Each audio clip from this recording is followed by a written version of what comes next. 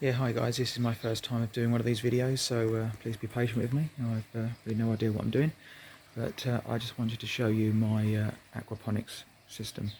My name's John and I live in the UK. It's probably best to start to show you in the kitchen where things start off. I've got a couple of aero gardens where I get little seedlings going, or getting the best start they can have. This is actually a wicking bed with a little port down here for filling. Has crates in there for water, and as you can see, it's got some green beans and some broccoli and some chard and bits and pieces in there. And then we have the main pond, which is, as you can see, it's with the sun shining on it, but it's about 4.5 meters long by about 1.8 maybe wide. I made this myself in the summer last year, at the start of lockdown actually. And obviously this is, in fact it's all pretty much my own work. So yeah, so there's, as you can see, there's a pond there which contains robot trout, and this is obviously water's being pumped up through a pressurised filter, and then back through a shower filter, which is packed full of all alpha grogs and all bits and pieces, and some of the more expensive kind of media, but I left it pretty much just with alpha grog media as money would allow. As you can see, the bubbles going. All these rafts obviously are completely hollow. This is actually a type of ceiling, it's a light diffuser, and I've cut down the black pond poodle noodles, so as you can see, and there's some more air coming underneath here as well to keep it all aerated. I've learnt this over sort of losing a couple of fish. We've had a couple of little sort of heat waves out of nowhere, and see, rainbow trout and trout in general, I think, aren't very good at keeping up with the temperature, so we did have a few losses, unfortunately. And let's come over here, because I've just shown this one. This is like the sump tank basically, which is same again with the aeration and the crates on there, but this is full of goldfish. You see, it's probably I know it's about 2 meters wide by about 0.78 meters wide. So you can see they're lovely and healthy and doing well there. And that pipe, you can see, that's dribbling back into it. There's obviously aeration in here as well, and the water's coming back from the greenhouse, which is another part of the system, which is this greenhouse here, which, as you can see, has like a well, I believe it's called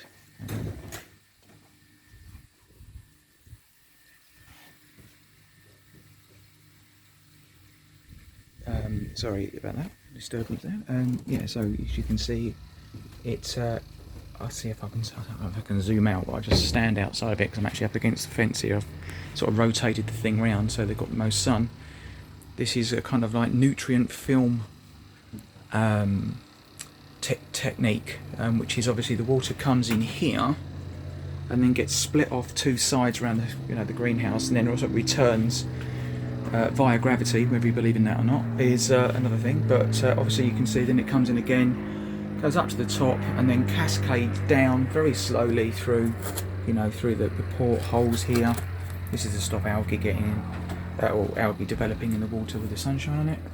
And then I've got various things growing in here, so I've got a little solar fan, just a window vent, an automatic vent there. But yeah, so the only thing that isn't hydroponic in here is really this, which is a bit of water by the looks of it, is this strawberry plant here. So yeah, this is all the kind of the gubbins that I've been needing to sort of make the thing. This is a little port here that I can actually fill a tray up with water if I want to.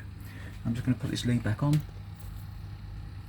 To be honest guys, I just left that running because I was supposed to be filling up a litre of water for this strawberry plant, because I noticed it was dry and then left it running. I am a sod for leaving things running. I don't know what it is. I get sidetracked and before you know it, I've got a mini flood. So yeah, so let's give that a bit of water. Sorry, doing this on the fly, otherwise it won't get done. they'll be sitting there for ages wanting water. So they're not doing so well, those strawberries, because I've transferred them into this system, then realised I don't know why, but they don't grow very well, you know, for me anyway, like aquaponically, hydroponically. So yeah, but for anybody that's new to this, the idea is that the fish wastes, not necessarily what they excrete from the backsides, politely. It's more to do with the ammonia that comes from their gills, I believe, as they respire. And then obviously that gets transferred through the nitrate cycle, ammonia, nitrate, into the goodness that's allowed to grow these plants. So you can see there's a sort of fairly decent lettuce there. I've got kale, pak choy, all various kinds of bits and pieces, and down here some cucumbers. The next part of the system is actually outside, where the water from the filter gets pushed in a kind of, in a Y piece, controlled by this valve here, goes up and around, sorry if that makes you dizzy doing that, into a, well, people call this different things, but a flood and ebb, or flood and drain system. I know it just looks like 3 tubs, but what it's actually doing is inside here, down inside there, water's actually coming out from the tubs as it fills up. It'll overwhelm a siphon that's in that top corner there. I made a Y siphon, rightly or wrongly, and it will drain as it fills up. It'll overwhelm the siphon, and then all the water will get pulled out of it, back down the line, and then returning back into the main pond. So you can see that everything is connected. So these 4 things: the large pond, the sub pond, the greenhouse, and the flood and drain system are actually all connected. It's the same piece of water, if you like. I control them. There's 2 controllers. I've got on and offs for the UV and stuff inside that filter and the air, but they're driven by these Blagden pumps. There's a large one in the bottom of this pond, which is running at 85 watts, and you can see that. And we've got another one over here, which is running at 15 watts. So you can see that that's the one that pumps into the greenhouse.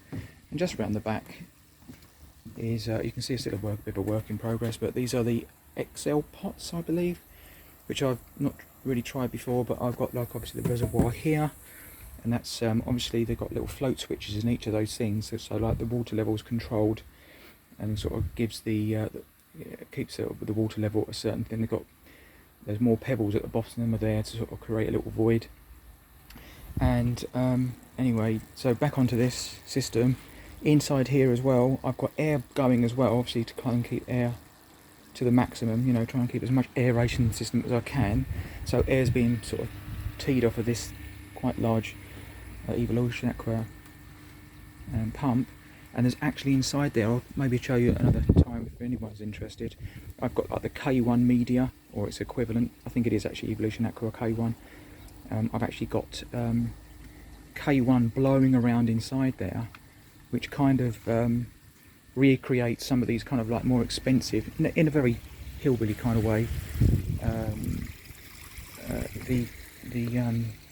what am I trying to say? Collect my words. One of these kind of like, the filters, that a fluid bed filter that kind of like creates healthy bacteria by dint of them being knocked off in the circulatory kind of manner that they go round and round. Anyway, I've started to babble a bit, so I'm going to this is my first time, so I'm probably a bit nervous doing it anyway. So if it's helped anybody at all, or anybody wants any, I haven't got, obviously I didn't really know what I was doing. I mean, a shout out to Rob Bob's Aquaponics in Australia. He was pretty much the only guy that I learnt from, so then I kind of went from my own system after that. So if it helps anybody at all, then brilliant. That's the reason for me doing it, and obviously me reaching out around the world. But if you've got any questions, I will, about this system anyway. I can only answer what I know about what I've learnt so far. But yeah, if you've got any questions, then please, I don't know how that works, but if you want to leave a comment or something, I suppose, and I'll try and get back to you. All right. Well, love from me, and I'll catch you another time. Bye.